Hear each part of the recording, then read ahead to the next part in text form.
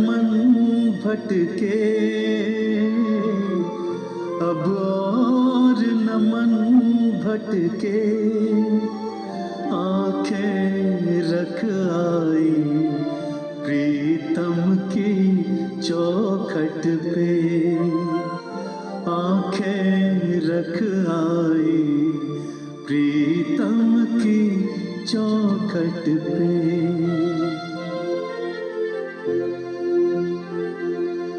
है इश्क बड़ी बाजी, है इश्क बड़ी बाजी, राजी कर दुनिया या उसको कर राजी, राजी कर दुनिया या उसको कर राजी।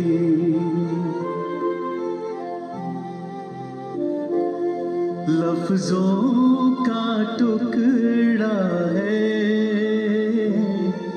लफ्जों का टुकड़ा है, जिक्र प्यारे का अश्कों से होता है, जिक्र प्यारे का अश्कों से होता है।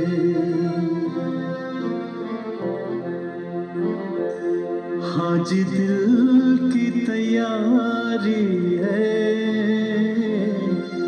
हाँ जी दिल की तैयारी है, याद प्यारे की भीतर तो जारी है, याद प्यारे की भीतर तो जारी है।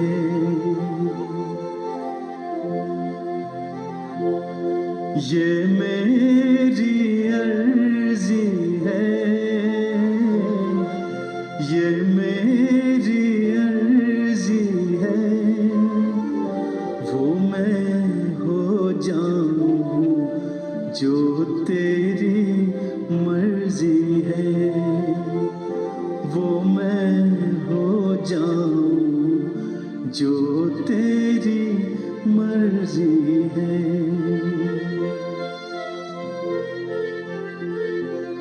छम छम छम बारिश है, छम छम छम बारिश है, मालिक घर ले चल हर बूंद सिफारिश है, मालिक घर ले चल हर बूंद सिफारिश है। ओम शांति, ओम शांति, ओम शांति। आज बाबा कह रहे हैं मीठे बच्चे बाप समान रूहानी टीचर बनो। रूहानी टीचर बनने के लिए रूहानियत होनी चाहिए, आत्मिक स्थिति होनी चाहिए, क्योंकि हम रूहानी टीचर बनने जा रहे हैं, स्थूल टीचर नहीं बनने जा रहे हैं, कोई ऐसे ही टीचर नहीं बनने जा रहे हैं, रूहानी टीचर बाबा नाम दिया है। तो आत्मिक स्थिति जब तक हमारा खुद का नहीं होगा तो हम दूसरों को आत्मिक स्थिति में कैसे ला सकते हैं। तो इसलिए पहले खुद को आत्मा समझकर इस ज्ञान को धारण करना होगा। जो बाप से पढ़ा है वह दूसरों को भी पढ़ाओ, धारणा है तो किसी को भी समझा कर दिखाओ। अगर आपकी धारणा पक्की है ज्ञान का धारणा, तो किसी और को भी आप समझा कर दिखाएं कि कैसे हम लोगों को आत्मा बनना है, क्यों आत्मा बनकर रहना है। ये सारा ज्ञान का धारणा जब हमारे अंदर मनन चिंतन चलेगा तो सामने वाले को भी हम समझाएंगे। प्रश्न है किस बात में बाबा को अटल निश्चय है? बच्चों को भी इसमें अटल निश्चय वाला बनना है। उत्तर है बाबा को ड्रामा पे अटल निश्चय है। बाबा को ड्रामा पे है कि इतने बजे दिन होगा, इतने बजे रात होगा। अब बच्चों को भी होना है कि इतने बजे हमें उठना है, इतने बजे सोना है। तो बाबा कहता है कि बच्चों को भी ड्रामा पे निश्चय होना चाहिए। बाबा कहेंगे जो पास्ट हुआ वो ड्रामा बन गया, कल्प पहले जो किया था वही करेंगे। ड्रामा अनुसार तुम्हें ऊपर नीचे नहीं करने देगा, ऊपर नीचे नहीं कर। आप चाहेंगे कि हम नहीं करें, लेकिन ड्रामा में अगर करवाने का है तो वो आपसे करवा भी लेगा, और अगर ड्रामा के में नहीं करने का है तो आप नहीं कर पाएंगे। लेकिन बाबा यहाँ पर ये भी रखता है कि बच्चे तुमको करना है, तुम संकल्प करो, तुमको करना है, आगे बढ़ो और तुमको हम करवाएंगे। संकल्प भी वही उठता है जो हमारा ड्रामा है। तो परंतु अभी तक बच्चों की अवस्था ऐसी नहीं बनी है, इसीलिए मुख से निकलता है ऐसा तो होता तो ऐसा कर लेते, पता नहीं तो नहीं करते। बाबा कहते बीती को चितवो नहीं। कैसे वो बोलते हैं ना कि अगर घर वाले जब विरोध करते हैं तो बोलते हैं ना कि आपका कितना अच्छा है, बंधन मुक्त हैं और हम तो बंधन में पड़े हुए हैं, अगर मेरा भी बंधन नहीं रहता तो हम बहुत आगे निकल जाते। एक बहन थी, तो क्या हुआ कि मेरा युगल से ना पेपर समाप्त हो गया था, युगल से, और बहुत अच्छे से हम माउंट आबू गए उनके साथ। तो वो बहन को थोड़ा ईर्ष्या हो गया, उस बहन को। तो वो बहन बोलने लगी कि हमको भी बंधन मुक्त होना, पूरा कोशिश में लग गई लेकिन हमसे किनारा कर ली। हालांकि उनका बंधन मुक्त पूरी तरह से हो गया। पहले तो ये ज्ञान में आए युगल, उनके नहीं आए, लेकिन वो पूरी तरह से बंधन मुक्त हो गई। और मेरा क्या हुआ कि माउंट आबू से आने के बाद पेपर चालू हो गया, लेकिन मेरे मन में यही था कि अगर पेपर आ रहा तो जरूर कल्याण होगा, तो इसलिए शांति से करते गए। उनका कब का बंधन मुक्त हो गया, मेरा 3 साल 4 साल तक रेगुलर चला। और उसी परिस्थिति में बोलते गए कि नहीं और कुछ धारणा करना है, जरूर बाबा कुछ बता रहा है। हर विघन में कुछ ना कुछ धारणा करते चले गए, करते। आज वो विघन ही आज स्थिति बनाया, अनुभवी बनाया, समझदार बना रहा कि कैसे हम लोगों को समस्या में निकलना है। तो इसीलिए ड्रामा कल्याणकारी है। किसी के ड्रामा को देखकर आप मूंझे नहीं कि उसका हो गया मेरा भी हो जाता तो हम निकल जाते। शायद बाबा और अच्छा से अनुभवी बनाना चाहता है, शायद बहुत अच्छा मूर्ति हमें बनाना चाहता है। ये सोचकर हमें आगे बढ़ते रहना है। तो ड्रामा को ये नहीं बोलना है कि ड्रामा में ऐसा होता तो अच्छा होता, ये नहीं, जो ड्रामा है वही एक्यूरेट है। तो बाबा कहता आगे के लिए पुरुषार्थ करो, बीती को चितवो नहीं। जो बीत गया उसको हृदय में रख कर नहीं रखना है कि मेरे साथ ऐसा हुआ था, ऐसा हुआ था, इस कारण से हम आगे नहीं, मेरे अंदर कमी था इसलिए हम आगे नहीं बढ़े। किसी और का दोष नहीं देना है कि हाँ परिवार वाले नहीं बढ़ने दिए, मेरे पास किसी किन्हीं लोगों का था ना संकल्प कि धन इनके पास है तो इसलिए ये आगे बढ़ रही हैं, धन बंद मिलना ही बंद हो गया, फिर भी बाबा आगे बढ़ाया। तो इसलिए कोई भी कारण बाबा समाप्त कर दे रहा है सबके पास कि कारण नहीं, निवारण देखो कि क्या करना है। तो बाबा कहता है ऐसा पुरुषार्थ करो ऐसी कोई भूल फिर से ना हो। अब एक बार भूल कर दी कि नहीं मेरे इनके कारण हम आगे नहीं बढ़े, फिर पता चला नहीं उन्हीं के कारण हम आगे बढ़े, तो फिर दोबारा कोई भी परिस्थिति आएगा तो नहीं बोलेंगे कि हाँ इसके कारण हम आगे नहीं बढ़ पा रहे हैं। हर परिस्थिति एक सीढ़ी है जो आपको आगे बढ़ा रहा है। ओम शांति। रूहानी बाप रूहानी बच्चों को बैठ समझाते हैं। बाप खुद कहते हैं जब मैं आता हूँ तो किसी को भी पता नहीं पड़ता है क्योंकि मैं गुप्त हूँ। गर्भ में भी जब आत्मा प्रवेश करती है तो प्रवेश होने का मालूम थोड़ी माँ को पड़ जाता है, माँ को पड़ता है। कब पड़ता है? जब वो पैर मारने लगता है बच्चा, 6 महीना में, 6-7 महीने में जब पैर मारता है तो पता चलता है कि हाँ आत्मा आ गई है। लेकिन कब आई ये तो नहीं पता चलता है कि कब आ गई है आत्मा।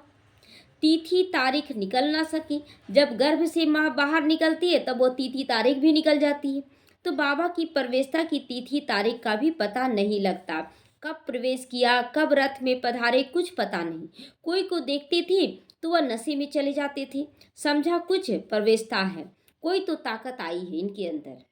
ताकत कहाँ से आई? मैंने खास कोई तप तो नहीं किया। ब्रह्मा बाबा बोलता है कि मैंने तो कोई तप नहीं किया, हम लोग भी तो कोई तप नहीं किए थे, जैसे नेचुरल चल रहे थे, खाना पीना सब कुछ, दुख लेना दुख देना ये सब कुछ चल रहा था।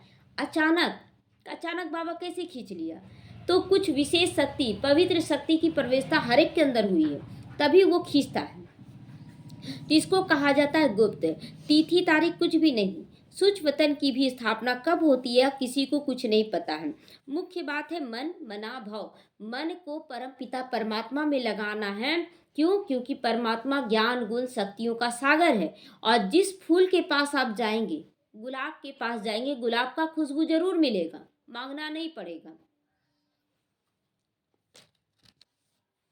बाबा कहता है कि मुख्य बात क्या है कि मन मना भाव, मन को परमात्मा में लगाना। कोई भी फूल को लेते हैं तो उसका खुशबू क्या होता है, पता चलता है कि ये गुलाब का खुशबू है, ये इस फूल का खुशबू है। तो परमात्मा में जब हम मन लगाते हैं तो परमात्मा के अंदर जो ज्ञान गुण शक्ति है वो हमारे पास अपने आप आने लगता है।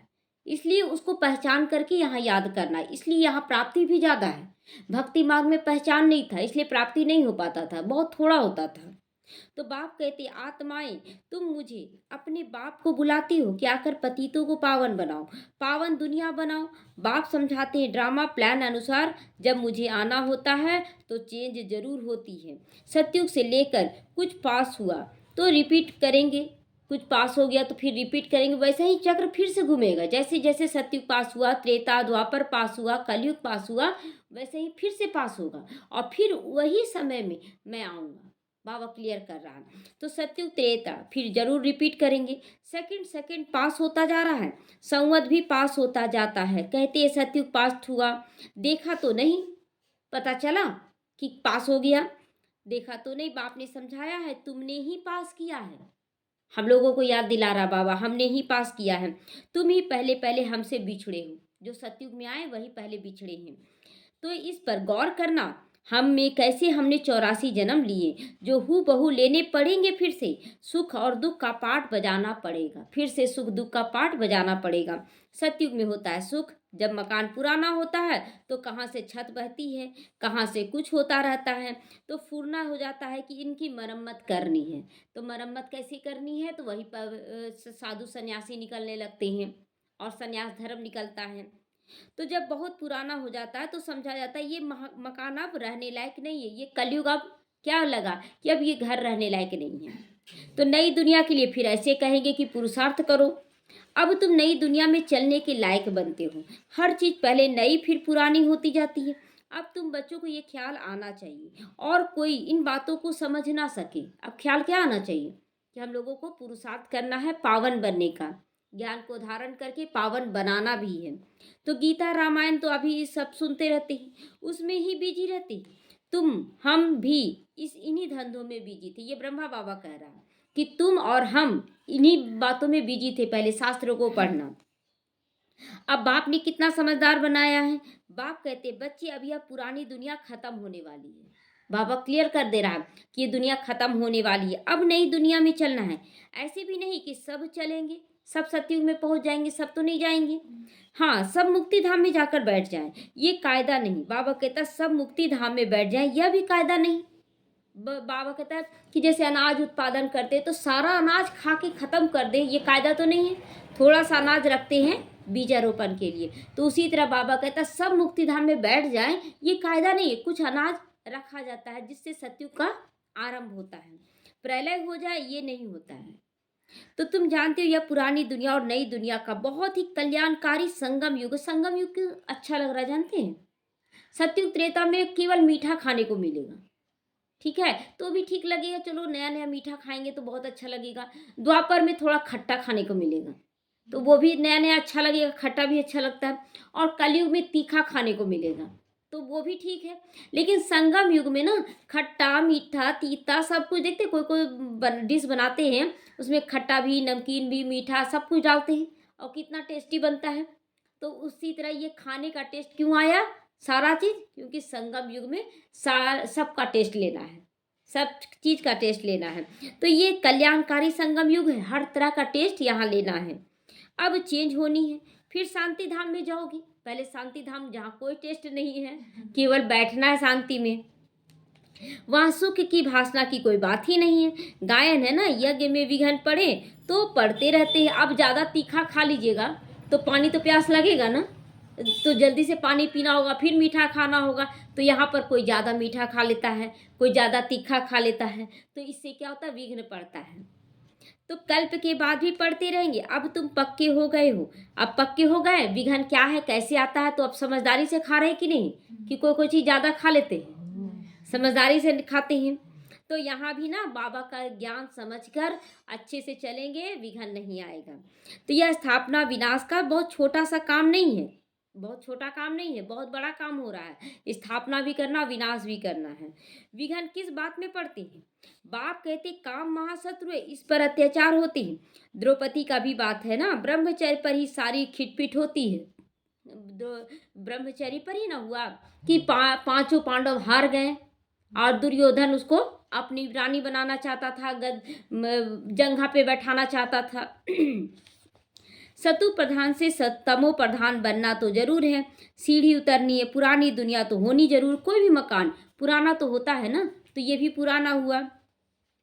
इन सब बातों को तुम ही समझते हो और सिमरन भी करते हो। पढ़कर पढ़ाना भी है, टीचर भी बनना है। तो टीचर बनने में ज़्यादा पढ़ाई करना पड़ता है। क्यों? क्योंकि स्टूडेंट को एक्यूरेट चाहिए। और स्टूडेंट में क्या होता है, कुछ नहीं भी समझ में आया तो चलो पूछ लिए, बाबा यहाँ क्या करेंगे, यहाँ क्या। लेकिन जब आप टीचर बनते तो आपके पास 1000 सवाल आएगा, तो उसके लिए पहले से तैयारी और ज़्यादा करना पड़ा। लेकिन मज़ा भी आता है जब आप क्वेश्चन का जवाब देने के लायक बनने लगते, तो और मज़ा आता, और चिंतन चलता है कि कैसे कैसे हमको समझाना है। तो जरूर नॉलेज बुद्धि में है, तब तो पढ़कर टीचर बनते हो। तो इसलिए टीचर बनते हैं क्योंकि मनन चिंतन अंदर में चलना चाहिए अच्छा से अच्छा। फिर टीचर से जो सीखकर होशियार होते हैं तो गवर्नमेंट उनको पास भी करती है। गवर्नमेंट कौन? बाबा पास करता है कि निकलो अब सेवा में। और अगर आप अच्छे से नहीं करें तो सेवा में भी नहीं निकालेगा बाबा। तो तुम भी टीचर हो ना, बाप ने तुमको टीचर बनाया है। एक टीचर क्या कर सकते हैं? एक टीचर क्या करेगा? सब जगह इतना विश्व का कल्याण करना है तो सबको टीचर बनना है, क्योंकि हर एक कम से कम 10 12 15 तो निकाल ही सकता है। तो तुम सब हो रूहानी टीचर। सबको बाबा दे रहा है टाइटल कि सब है रूहानी टीचर। तो बुद्धि में नॉलेज होनी चाहिए, उसका विचार सागर मंथन चलना चाहिए कि कैसे हम समझाएं। ये पढ़ने लिखने की बात नहीं, यह मनन चिंतन करना। पागुर करती है ना गाय, तो हमें भी ज्ञान का पागुर करना है, अंदर में चलाना है। ज्ञान तो बिल्कुल एक्यूरेट है मनुष्य से देवता बनने के लिए। अभी जितना तुम बच्चे ये बाप को याद करते हो तो लाइट आती जाती है। मनुष्यों को साक्षात्कार होता रहेगा, क्योंकि आत्मा प्योर बनेगी तो याद से फिर किसी को भी साक्षात्कार हो जाता है। अभी कल एक बहन से बात हुआ, तो जैसे दिखाते हैं ना कि कृष्ण का पैर पड़ा, जमुना नदी का बाढ़ शांत हो गया, तो कुछ तो किया नहीं गया, कराने वाला कोई और था। तो इसी तरह का एक बहन मिली, तो दो कुछ समय पहले उनसे मिले थे और उनको बोले 7 साल से वो मैं मतलब तलाक वाला स्थिति था, नहीं जा रही थी 7 साल से। और उसके बाद वो जब मिली तो मेरा ठीक हो जाएगा। बोले एकदम ठीक होगा, बाबा तोड़ता नहीं है घर, जब घर को जोड़ता है सो आपका बिल्कुल ठीक हो जाएगा एकदम निश्चय से, क्योंकि हो रहा है तभी तो बोलते थे। बोल दिए, बोले हो जाएगा, बोले एकदम होगा। और जब बोले उनको ना तो 2 महीना बहुत उथल पुथल मच गया उनका ज़िंदगी में, बहुत उथल पुथल। और उसके बाद अचानक ही इतना सुंदर पाठ हुआ कि वो पहुंच गई अपने युगल के साथ, और इतना खुश है वहाँ पर बाबा के साथ, सब कुछ कर भी रही है, जॉब भी लग गया है, हर तरह का खुशहाली आ गया है। तो देखिए बाबा कहता है ना कि इंतजार, किसका इंतजार? बाबा के बच्चों का इंतजार होता है कि ये पैर लगाएं कि जमुना नदी का बाढ़ शांत हो। तो बाबा कहता है किसी को भी साक्षात्कार हो जाता है। बाप मददगार भी बैठा है, बाप मदद करता है, नाम बच्चों का करता है, कर कुछ तो नहीं रहे हम लोग, लेकिन करवाने वाला बाबा है। बोलवा दिया, अब बाबा काम कर रहा है। तो बाप हमेशा बच्चों का मददगार है, पढ़ाई में नंबरवार है। हर एक की बुद्धि में समझ सकते हो कि मेरे में कितनी धारणा है, हर एक अपना समझ सकते हैं कि मेरे अंदर कितना धारणा हो रहा है। अगर धारणा है तो किसी को समझा कर दिखाओ, फिर उसको ज्ञान में ला कर दिखाओ। खराब से खराब व्यक्ति को ला कर दिखा देना, ये बहुत बड़ा चमत्कार हो जाएगा। यह है धन। धन देती नहीं तो मानेगी भी नहीं कि इनके पास धन है, कंजूस है। और वो 1-1 रुपया रखे हुए भिखारी की तरह रहे तो उसको कोई बोलेगा ये धनवान है? धनवान की स्थिति रॉयल्टी वाली होनी चाहिए। तो यहाँ भी हम लोग जब ज्ञान धन को समझ रहे हैं तो हमारा जीवन परिवर्तन होना चाहिए, हमारे जीवन में एक्यूरेसी आना चाहिए कि हम हर तरह से एक्यूरेट कर रहे हैं। तो धन दान करोगे तो महादानी कहलाओगे। महारथी महावीर एक ही बात है, धन दान करने वाले को नाम दिया जाता है। सब एक जैसे तो बन ना सके, सब एक जैसे बनते हैं? 5 उंगली तो अलग अलग है, लेकिन हर उंगली का अलग अलग महत्व है, ये भी भूलना नहीं चाहिए, हर एक का महत्व है। तुम्हारे पास कितने आते हैं, एक एक से माथा मारना होता है क्या? वो लोग तो अखबार द्वारा बहुत बातें सुनते हैं तो बहुत चमकते, ऐसा होता है क्या? उन लोग तो ताज्जुब करते हैं, पवित्र बनना होता है क्या? यहाँ तो ऐसे ब्रह्मा कुमारियाँ कहती हैं कि परम धाम से बाबा आया है, ऐसा होता है क्या? बहुत तरह का सवाल जवाब आता है। फिर जब तुम्हारे पास आकर सुनते हैं ना तो कहते हमने परमत पर क्या किया, यहाँ तो बहुत अच्छा ज्ञान मिल रहा है। दूसरों से सुन लेते हैं ना, अरे यहाँ जाने के बाद ऐसे होता है, छुड़ा दिया जाता है सब कुछ। जब आते हैं समझते हैं कितना अच्छा ज्ञान है तो उनको ग्लानि फील होता है कि हम क्या किए दूसरे की बात पर। तो एक एक को ठीक करने में मेहनत लगती है। यहाँ भी कितनी मेहनत करते हैं, लगी है। फिर भी कोई महारथी बने, कोई घुड़सवार बने तो कोई प्यादा बने। अब देखिए बच्चे तो सारे निकले, अब कोई अभी भी प्यादा बना हुआ चल रहा है पैदल, और कोई महारथी बन गया, कोई घुड़सवार बन गया। तो ये हम लोगों को अपने अंदर चेक करना है कि हम इतने समय में कितना परिवर्तन किए अपने अंदर को। तो यह ड्रामा में पार्ट, यह समझते हो आखिरी जीत किसकी होगी? हमारी होगी। बाबा कहता ना आखिरी जीत तो आप ही का होगा। जो कल पे पहले बने थे वही बनेंगे। पुरुषार्थ तो बच्चों को करना ही पड़ता है। बाप राय देते हैं समझाने की भी कोशिश करो, ये नहीं कि हमसे नहीं हो पाएगा, हम नहीं अरे नहीं समझाएंगे तो मुंह कैसे खुलेगा? तो समझाने की कोशिश करते रहना है। पहले तो शिव बाबा के मंदिर में जाओ, वहाँ सेवा करो, शिव बाबा के बारे में बताओ कि शिव बाबा है कौन। हमारी आत्मा का पिता है, तो पिता है तो जरूर हम भी उसके जैसे हैं। तो तुम पूछ सकते हो यह कौन है, यह कौन है, इस पर क्यों पानी चढ़ाते हो? पूछना चाहिए कि इस पे पानी क्यों चढ़ाते हैं। तुम अच्छी रीति जानते हो। कहते हैं गई टांडे पर और मालिक होकर बैठ गई, आग आग लेने गई और मालिक होकर बैठ गई। मतलब जैसे अंग्रेज लोग आया तो कैसे पहले बिजनेस करने आया, उसके बाद धीरे धीरे भारत पे राज्य करने लगा। तो इसी तरह हम बच्चों को बाबा बोलता है कि जाओ पहले उसको ज्ञान दो, और ज्ञान देते देते जब उसको समझ में आएगा तो तुम उसका मालिक बन जाओगी, फिर तुम जो बोलोगी वही वो करेगा। तो यह दृष्टांत तुम्हारा ही है, तुम जाती हो जगाने के लिए। तुम्हारा निमंत्रण, तुमको निमंत्रण देकर बुलाते हैं, तो ऐसा निमंत्रण आए ना तो खुशी हो जानी चाहिए कि हमको तो जाना है। काशी आदि में बड़े बड़े टाइटल देते हैं, भक्ति में कितने ढेर मंदिर बन गए हैं। यह भी एक धंधा है। कोई अच्छी स्त्री देखी तो उनको गीता का कंठ कराए आगे कर देते हैं, फिर कमाई होती जाती है, वह मिल जाता है। तो है कुछ भी नहीं उसमें, उसमें कोई प्राप्ति नहीं। देख रहे हैं अभी कितने लोगों को आगे कर दिया जा रहा है ज्ञान देने के लिए। तो बाबा कहता है उसमें मिलता कुछ भी नहीं, अल्पकाल का, चलो चारों तरफ नाम फैल गया, लेकिन कुछ प्राप्ति नहीं है। इस रिद्धि सिद्धि बहुत सीख लेते हैं ना, रिद्धि सिद्धि जादू टोना भी सीख लेते हैं और अपना जादू टोना दिखाते रहते हैं। यहाँ तो रिद्धि सिद्धि नहीं है, यहाँ क्या है? यहाँ रिद्धि सिद्धि नहीं है, यहाँ क्या है? यहाँ तो हम संकल्पों से विधि से सिद्धि है, विधि से सिद्धि का। विधि से सिद्धि है ना, विधि को अपनाते हैं तो सिद्धि प्राप्त होता है, रिद्धि नहीं अपनाते हैं।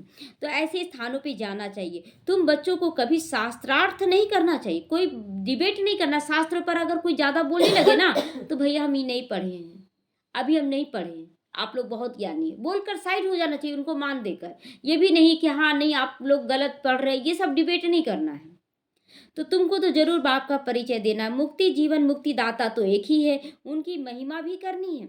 वो कहते अपने को आत्मा समझकर मुझे याद करो। बाबा कहता है कि अपने को आत्मा समझकर मुझे याद करो। बाकी मन मना भाव का अर्थ ये नहीं कि गंगा में जाकर स्नान कर लो तो पावन हो जाओगे, ऐसा कैसे हो सकता है? शरीर का तो मैल धुलता ही नहीं, शरीर का जो बीमारी वो तो धुलता ही नहीं। और हम सोचते हैं मन का मैल, तो मन का मैल धोने के लिए तो मन के मालिक से योग लगाना होगा ना, कि अपने बच्चे को संभालो। तो हम मालिक हैं, मन बुद्धि के हम मालिक हैं, और मालिक को किससे योग लगाना? परम पिता से, अपने पिता से योग लगाना है। तो जैसे पिता से योग लगाएंगे तो आत्मा में शक्ति बढ़ेगी, और आत्मा में जब शक्ति बढ़ेगा तो वो मन और बुद्धि दोनों पे राज करना शुरू कर देगा। मन बुद्धि पे राज करना शुरू करेंगे तो संस्कार परिवर्तन हो जाएगा, और संस्कार परिवर्तन होगा तो कर्मेंद्रियों पे राज शुरू हो जाएगा। ये प्रोसेस है। फिर कर्मेंद्रियों पे राज करेंगे तो दूसरों के दिलों पे राज करना शुरू कर देंगे। तो कैसे कैसे प्रोसेस हुआ? तो माम एकम अर्थ केवल है मुझे एक को याद करो, एक को याद करो, हजारों को नहीं। मैं प्रतिज्ञा करता हूं मैं तुमको सब पापों से मुक्त कर दूंगा। शिव बाबा प्रतिज्ञा लेना पड़ रहा, बाबा को प्रतिज्ञा लेना। तो कल बाबा से पूछे कि बाबा सो सारे बच्चे क्यों नहीं आपको याद करते? तो बाबा बोले बच्चे माया आदत दिलवा दी है कि फायदा देख लो नुकसान देख लो, फायदा देखो नुकसान देखो। तो बोले बाबा आप तो फायदा ही दे रहे हैं ना, स्वर्ग का मालिक बना रहे हैं। तो फिर बाबा बोलते हैं कि बच्चे स्वर्ग विश्वास किसी को नहीं, इतना धोखा खा चुके हैं ना मेरे बच्चे कि विश्वास नहीं है। झूठ मूठ का साधु संत निकल गया, धोखा दे के चला गया। तो इतना धोखा खा चुके हैं कि आसानी से वो विश्वास करने वाले नहीं है। तो फिर बाबा कहता है कि बच्चे उसको शक्ति की ज़रूरत है, तुम उसको समझो कि कैसे उसको ज्ञान देना है, कैसे उसको इस ज्ञान में लाना है। सो बाबा को प्रतिज्ञा करना पड़ता है इसीलिए, क्योंकि जान रहा है कि मेरे बच्चे बहुत धोखा खाए हुए हैं, वो आसानी से विश्वास करने वाले नहीं हैं। तो जब से रावण आया ना तब से पाप शुरू हो गए। तो ऊंचा स्थान प्राप्त करने के लिए पुरुषार्थ करो। पोजीशन के लिए मनुष्य रात दिन माथा मार लेते हैं। यह भी पढ़ाई है ना, इसमें कोई किताब आदि उठाने की बात नहीं, अपनी स्थिति को सुधारने की बात है। अपनी स्थिति को सुधारना है। 84 जन्मों का चक्र बुद्धि में आ गया। कोई भी बात बड़ी नहीं है। अब कोई भी बात बड़ा नहीं है, हर बात छोटा है। लेकिन हम बोलते बहुत बड़ा समस्या तो बड़ा हो गया एक बार भी। तो इसलिए हर बात में क्या बोलना है, कोई बात नहीं है, सब कुछ अच्छा है, लेकिन उसका समाधान देखना है क्या करना चाहिए। तो एक एक जन्म की डिटेल थोड़ा ही बताएंगे कि इस जन्म में क्या आप किए, इस जन्म में आप क्या किए। 84 जन्म पूरे हुए। अब हम आत्माओं को वापस घर जाना है। आत्मा जो पतित बनी है उनको पावन तो जरूर बनाना पड़ेगा पहले ना, प्योर बनाना। अब घर से बच्चा गया, साफ सुथरा गया, बाहर से खेल कर आया, उसका पैर हाथ में मिट्टी लग गया, तो घर में घुसने देंगे? पहले उसको साफ सुथरा करवाएंगे, पैर धो लो। तो पावन तो जरूर बनना है। सबको यही कहते हैं, रहो माँ में कम याद करो, मुझे एक को यानी कि शिव बाबा को याद करो। कुछ भी नहीं कर सकते हो, बाबा को याद करो। बच्चे कहते बाबा योग में नहीं रह सकते हैं। तो योग में रहने के लिए कौन बोल रहा है? योग माना लोग समझते बैठ कर योग करते रहो, बैठ कर योग करो। अरे तुमको सम्मुख कह रहा हूँ, तुम मुझे याद करो। फिर योग अक्षर तुम क्यों कहते हो? योग कहने से ही ना लोग भूलते ज्यादा हैं, और चलते फिरते याद करने में बहुत आसान होता है। चलो याद कर रहे हैं। तो बाप को याद कौन नहीं कर सकता? आप बताओ, कौन याद नहीं कर सकते? कर सकते हैं ना सभी। लौकिक माँ बाप को कैसे याद करते हो? यह भी माँ बाप है ना, तो यह भी पढ़ते हैं।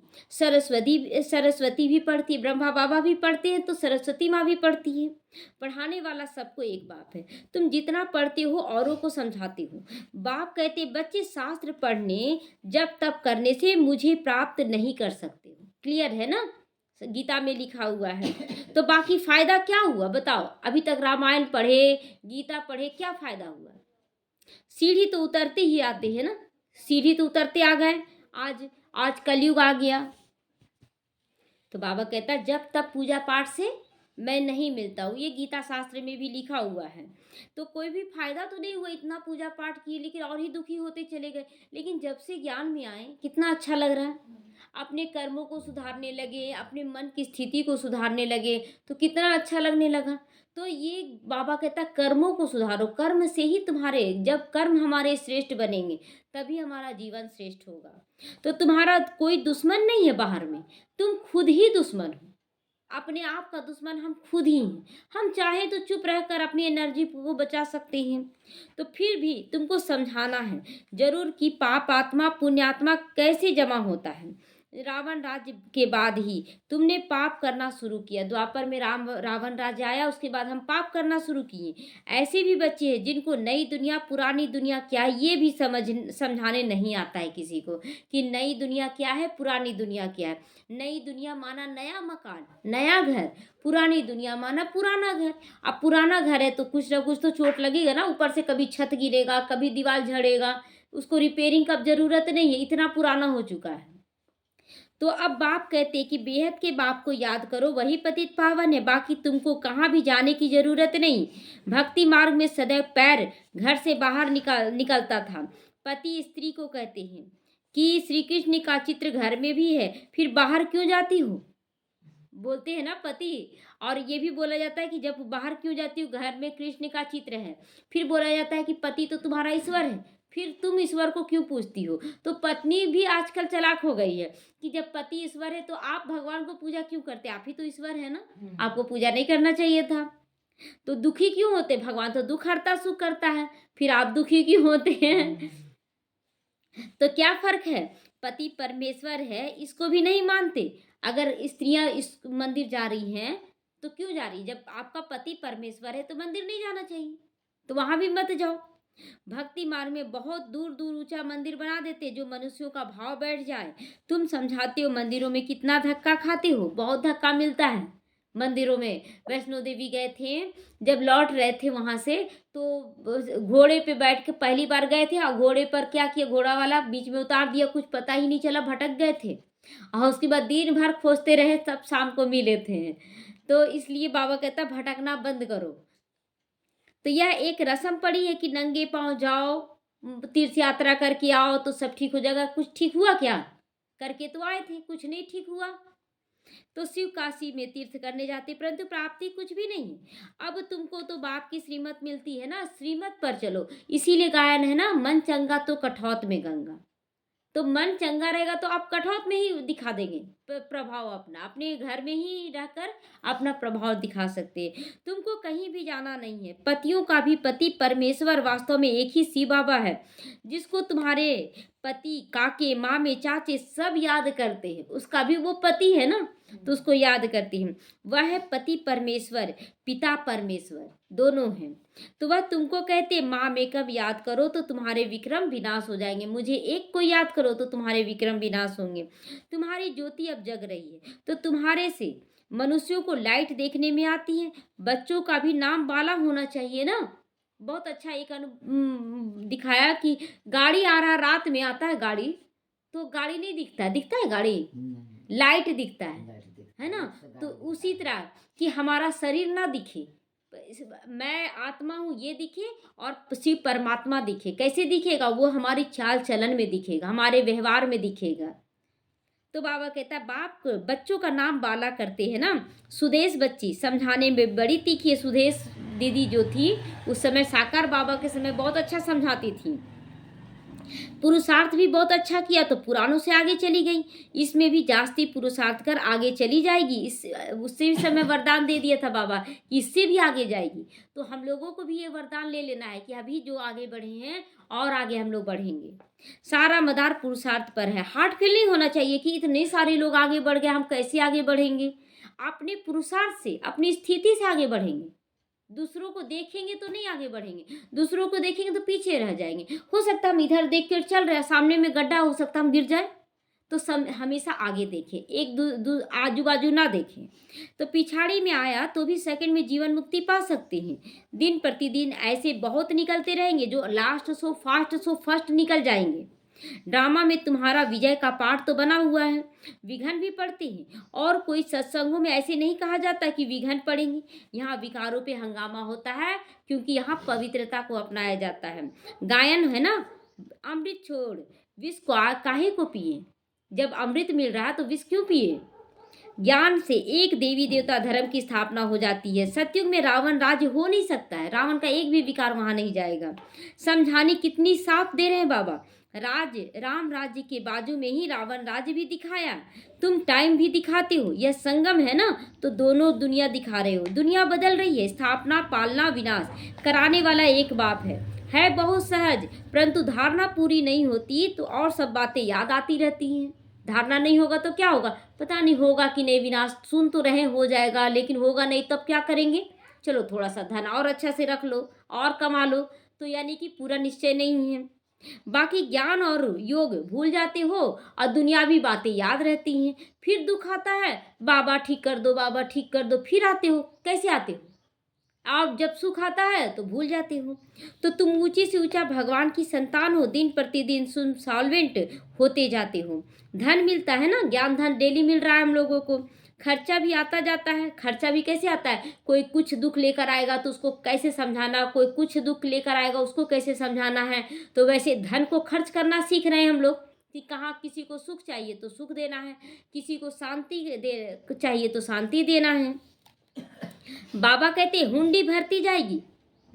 दिमाग का जो हुंडी है ना वो भरता जाएगा ज्ञान से, और बाबा का भंडारी भी भरता जाएगा। तो कल्प पहले मिसल तुम खर्चा करोगे, जितना खर्चा करने का उतना खर्चा भी करोगे। कम ज़्यादा ड्रामा करने नहीं देगा, एक्यूरेट ही खर्च करोगे।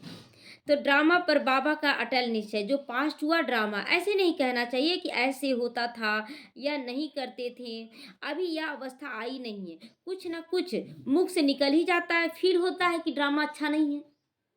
कल्याणकारी है ड्रामा का हर सीन, जो हुआ वही हो रहा है, लेकिन मुख से निकल ही जाता है कि नहीं ऐसे नहीं होना चाहिए, ऐसे नहीं होना चाहिए। बाबा कहते बीती को चितो नहीं, जो बीत गया अब उसको बार बार बोलना नहीं है। चलो हो गया, ड्रामा कल्याणकारी बन चुका है। आगे के लिए आप पुरुषार्थ करो, ऐसे भूल फिर ना हो। देखिए बाबा क्या बोल रहा है कि जो बीता है तो उसको ये नहीं बोलना कि गलत है गलत है, लेकिन वो गलत हुआ है तो उसमें सुधार करके दोबारा गलती ना हो। और अगर हम भूल गए, चलो बाबा आधा ज्ञान लोग पकड़ लेते हैं, जैसे गलती की भूल गए और फिर दोबारा वो गलती कर देते हैं, तो ड्रामा कल्याणकारी नहीं बन पाएगा, फिर आपका और खराब खराब खराब होता चला जाएगा। अगर गलती हुआ है तो उसको देखिए कि कहाँ मेरे से गलती हुआ, उसको ठीक करें और बीती बातों को बार बार मनन नहीं करें कि ऐसा हो गया ऐसा हो गया, नहीं मेरे से गलती हुआ इसलिए हुआ, चलो ये गलती अब दोबारा नहीं करेंगे, तब वो कल्याणकारी हमारे लिए बन गया, वो हम भूल भी जाएंगे। तो इसीलिए बाबा कहते हैं चार्ट लिखो, इसमें बहुत कल्याण है। अपना चार्ट, मतलब किसी से बात किए तो बात किए ना, तो फिर वीडियो बन गया उसका, और आप कभी स्थिर से बैठे हुए कोई काम करें तो वो वीडियो को ऑन कर दीजिए, टीवी ऑन कर दीजिए उसका, और देखिए कि हम कैसे उससे बात की, सामने वाला क्या बात किया उसको मत देखना है, हम कैसे बात किए, मेरे अंदर उस बात का भाव क्या था। तो जब पता पड़ेगा कि नहीं ये विकारी दृष्टि है, विकारी बोले तो आप सुधार कर देंगे। तो यही हुआ चार्ट देखना, अपना चार्ट लिखना। तो बाबा ने एक को देखा, सारी जीवन कहानी लिख रहे थे। समझते हैं बच्चे सीखेंगे, यहाँ फिर श्रीमत पर चलने में ही कल्याण है, यहाँ झूठ चल न सके, क्योंकि कौन है हमारा पिता? सत्य पिता है, जो अदृश्य होते हुए भी सब कुछ दिख रहा है उसको। तो नारद का मिसाल है ना, चार्ट से फायदा बहुत है, केवल नारायण नारायण नारायण करते रहें जीवन भर, मिला कुछ भी नहीं। नंबर 1 किसको मिला? हनुमान को मिला, जो गुप्त है। तो यहाँ भी बाबा बाबा करते रह जाएंगे और दुख भी दुख होता रहेगा, इसलिए फ़ायदा कुछ नहीं है। बाबा फरमान करते हैं, बच्चों को फरमान पर चलना चाहिए, एक्यूरेट। अच्छा, मीठे मीठे सीखी लदे बच्चों प्रति माता पिता बाप दादा का याद प्यार और गुड मॉर्निंग। रूहानी बाप की रूहानी बच्चों को नमस्ते।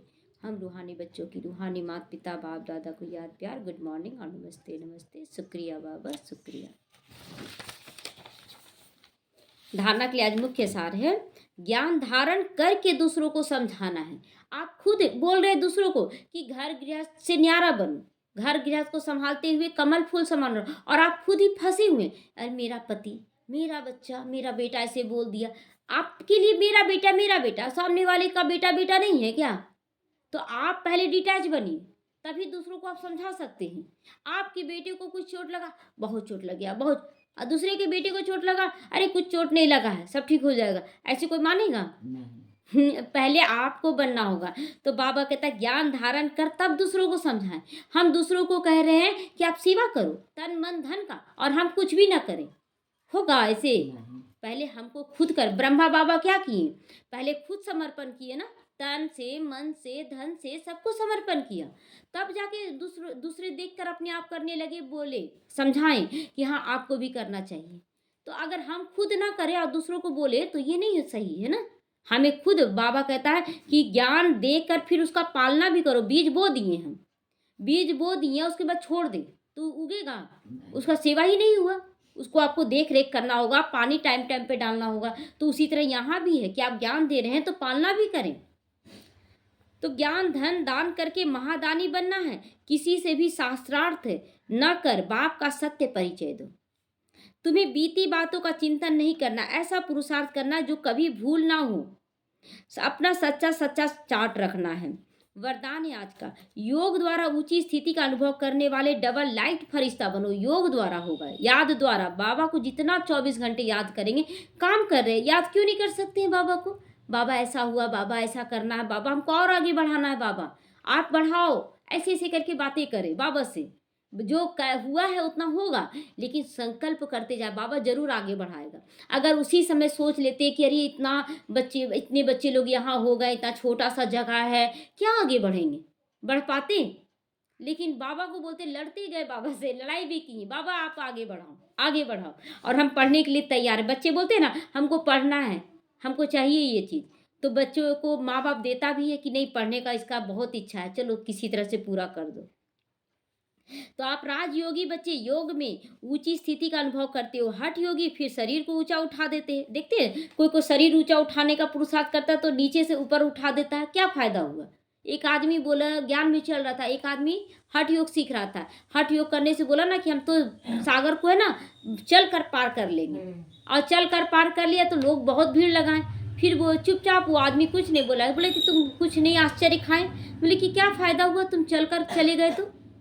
लेकिन अगर ज्ञान में चल कर दिखा दो तो तुम्हारा जीवन सुधर जाता है। इससे क्या मिल गया? चलो ठीक है, चल कर दिखा दिए तो हमें ज्ञान में चल कर दिखाना है।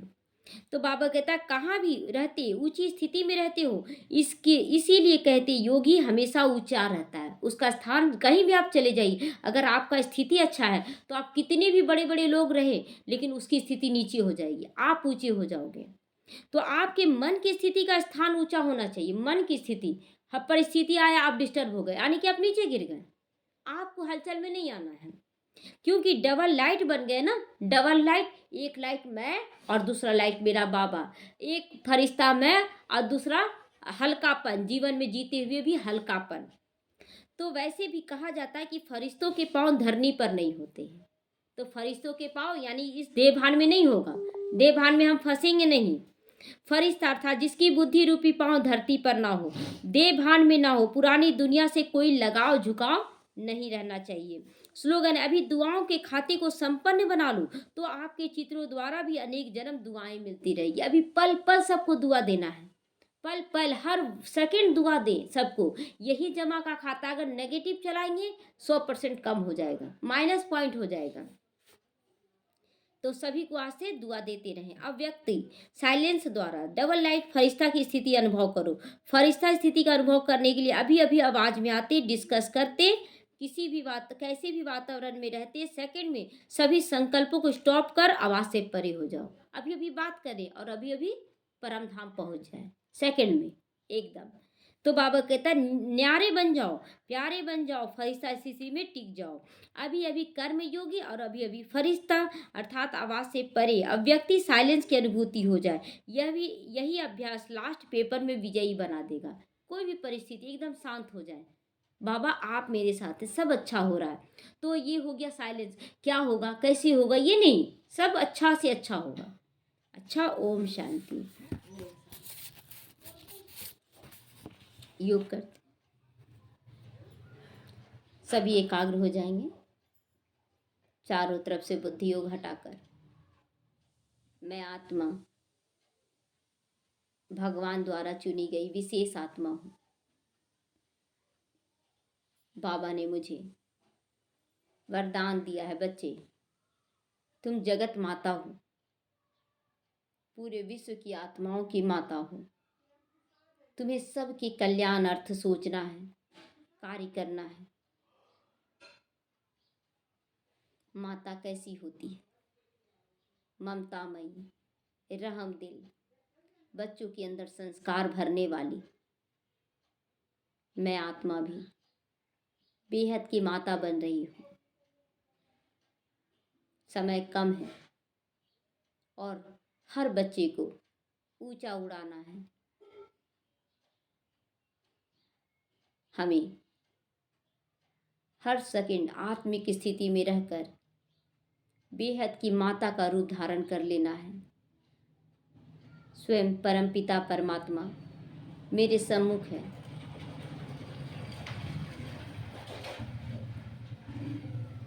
शिव बाबा हमसे कह रहा, मीठे बच्चे तुम आगे बढ़ो, बाकी काम मैं कर दूंगा। हर बच्चे को तुम्हारे द्वारा ज्ञान की पालना मिलनी है, तुम देते जाओ, फिर मैं गुप्त रीति से उस बच्चे को भी आगे बढ़ा दूंगा।